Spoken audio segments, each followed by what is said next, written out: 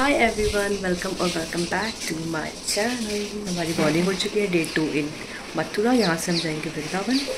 तो बस जल्दी तैयार होता है, टाइम नहीं लेते। ये मेरा आज का आउटफिट है, ब्लैक टॉप। और ये स्कर्ट मैंने कल यहीं से ली थी। उसका कभी चुन्नी पता नहीं जाएगी नहीं जाएगी, नहीं गई तो फिर एक और ऑप्शन है मेरे पास स्कर्ट का, बट मेरे को यही पहनने का मन है। इसको घेरा देखो कितना ज़्यादा है, मज़ा आ गया, मस्त है। देखते हैं। अभी हम मथुरा के होटल में हैं और अब हमें जाना है वृंदावन, जो कि यहाँ से 9 किलोमीटर की दूरी पर है। और ये मैं तैयार हो गई हूँ। उसके बाद हम निकल रहे हैं अपने वृंदावन जाने के लिए। यहाँ से आपको रिक्शा मिल जाएगा और आपको 50 रुपए में वृंदावन छोड़ देगा। वृंदावन उतरने के बाद आपको बांके बिहारी जी का रिक्शा लेना है। 20 रुपए में वो आपको बांके बिहारी जी के मंदिर के पास छोड़ देगा। बांके बिहारी की इस मूर्ति को किसी मूर्तिकार ने नहीं बनाया है, एक स्वयं राधा कृष्ण जी है। कहा जाता है कि श्री हरिदास जी ने इन्हें प्रकट किया था, जो कि एक संगीतकार थे। उनके संगीत से प्रसन्न होकर राधा कृष्ण जी ने दर्शन दिए और कहा हम आज से आपके पास ही रहना चाहते हैं। पर श्री हरिदास जी ने कहा कि मैं आपको कहाँ रखूंगा, क्योंकि मैं तो एक वस्त्र में, एक चादर में रहता हूँ। मैं कृष्ण जी को रख सकता हूँ पर देवी आपको कैसे रख सकता हूँ। तब राधा कृष्ण जी ने कहा था इस मूर्ति के स्वरूप पे हम आपके पास हमेशा रहेंगे।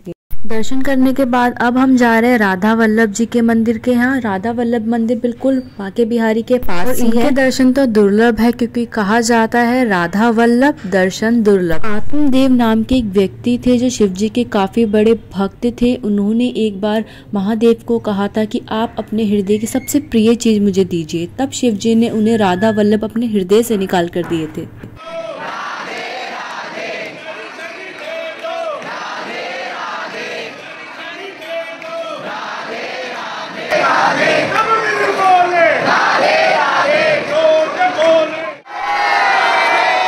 यहाँ पर आपको भक्तों की भीड़ और भक्तों का प्यार देखने को मिलेगा। आप प्रेफर करें कि आप वीकेंड पे ना आए, वीकडेज के अंदर ही आए, ताकि आपको अच्छे से दर्शन हो पाए। राधा वल्लभ जी के दर्शन के बाद आप निकलेंगे वहाँ से तो आपको यमुना घाट दिखेगी पास में ही। आप वहाँ जा सकते हैं। यमुना माता को प्रणाम करने के बाद आप गायों को चारा खिला सकते हैं, बोटिंग कर सकते हैं और उसके बाद आप कुछ खा पी भी सकते हैं। और उसके बाद हम जा रहे हैं निधिवन, जो यमुना घाट से कुछ ही किलोमीटर की दूरी पर है। आप चाहे तो आप रिक्शे पे जा सकते हैं, वरना आप पैदल परिक्रमा करके जा सकते हैं। निधिवन में कहा जाता है कि आज भी राधा कृष्ण यहाँ पर रास लीला करने आते हैं और यहाँ पे ना तो ही जानवर ना ही कोई इंसान रात में दिखता है। आप यहाँ पे दिन में जा सकते हैं। यहाँ के सारे वृक्ष एक दूसरे से ऐसे जुड़े हुए हैं जैसे हाथ पकड़कर नृत्य कर रहे हैं। और कहा जाता है ये वृक्ष सारी राधा कृष्ण की गोपियां हैं जो रात में उनके साथ नृत्य करती है। रास करने के बाद श्री कृष्ण निधिवन के रंग महल के अंदर विश्राम करने आते हैं और वहाँ पर रोज प्रसाद रखा जाता है और पलंग को लगाया जाता है। सुबह उठते हैं तो देखने को मिलता है कि पलंग बिखरा हुआ होता है और प्रसाद खाया हुआ होता है। और जिन बांके बिहारी जी की मूर्ति की कहानी मैंने आपको बताई, वो मूर्ति भी निधिवन में ही प्रकट हुई थी। और हाँ, यहाँ के बंदरों से सावधान रहना, क्योंकि यहाँ के बंदर बहुत ज्यादा नटखट है। आपका चश्मा, टोपी, फोन कुछ भी छीन सकते हैं कभी भी। मैंने बहुत मुश्किल से यहाँ पर रिकॉर्डिंग करी। वैसे तो यहाँ पर बंदर आपका सामान ले लेते हैं, पर हमें वहाँ पर 51 रुपए बंदर ने शगुन दिए थे। निधिवन के दर्शन के बाद हमें भूख लगी थी। यहाँ पे आपको काफी सारे ढाबे, रेस्टोरेंट मिल जाएंगे जहाँ पर लहसुन और प्याज का प्रयोग नहीं होता। तो आप खाना खाने के बाद निकल सकते हैं राधा रमन मंदिर के लिए, जो कि कुछ ही दूरी पर है निधिवन से। तो हम वहाँ पे गए थे और वहाँ पे 1.5 घंटा पहले हम पहुँच गए थे और मंदिर अभी तक नहीं खुला था। सारे मंदिर की टाइमिंग चेंज हो चुकी है।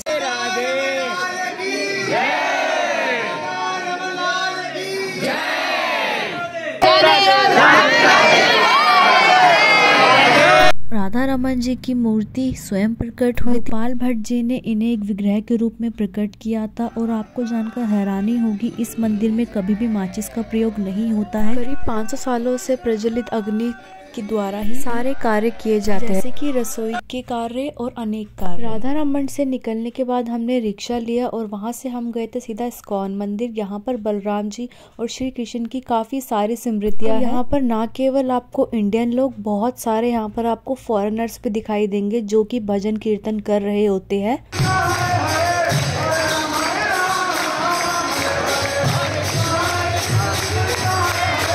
दिन में सारे मंदिर के दर्शन करने के बाद रात में आप इस्कॉन और प्रेम मंदिर जा सकते हैं। यहाँ पे रात के दृश्य काफी अद्भुत और सुंदर होते हैं। वृंदावन में आपको लोग आपके नाम से नहीं सिर्फ राधे राधे कहकर ही पुकारते हैं, चाहे वो रिक्शे वाले हो या ब्रजवासी हो, वहां पर आपको सिर्फ राधे राधे की गूंज सुनाई देगी। इस्कॉन मंदिर से निकलने की कुछ ही कदम की दूरी पर है हमारा प्रेम मंदिर। राधा कृष्ण की प्रेम को याद रख के ये मंदिर बनाया गया है और यहाँ पे रात का दृश्य इतना अद्भुत और इतना सुंदर होता है और यहाँ पर 8:30 बजे ये मंदिर बंद हो जाता है। तो भगवान श्री कृष्ण की यहाँ पे आपको काफी सारी लीलाएं देखने को मिलेगी, जैसे कि कालिया नाग को मारना, राक्षसों को मारना और उनका गोपियों के साथ रास करना, ये सारी प्रमुख घटना का दृश्य आपको देखने को मिलेगा। रात के समय आपको यहाँ पर काफी अधिक भीड़ दिखेगी क्योंकि शाम को ये मंदिर खुलता है और 8:30 बजे ये बंद हो जाता है। वृंदावन घूमने का विषय नहीं है, वृंदावन तो महसूस करने का विषय है, जहाँ कण कण में श्री कृष्ण और राधा का प्रेम बसा है। जब आप वृंदावन जाओ तो ये जरूर सोचना कि कभी इसी भूमि पर श्री कृष्ण के कदम पड़े थे और इसी भूमि पे उनका जन्म हुआ और उन्होंने काफी सारी अपनी लीलाएं रची है। और इस मटेरियल वर्ल्ड में आपको बहुत दुख मिलेंगे, लेकिन आप श्री राधे के पास जाएंगे तो आपको सुख ही सुख मिलेगा। सुख का एहसास चाहिए तो भगवान के पास तो जाना ही पड़ेगा। इसी बात पे बोलिए राधे राधे। तो अंत करते हैं अपनी सबसे खूबसूरत यात्रा का और चलते हैं अपने घर, क्योंकि अब हमने सारे दर्शन कर लिए हैं। हमारी ट्रेन लेट हो चुकी थी, 5 घंटे लेट थी, हमने वेट करा। अगर आपको वीडियो पसंद आई तो लाइक कर देना, चैनल को सब्सक्राइब कर देना। राधे राधे।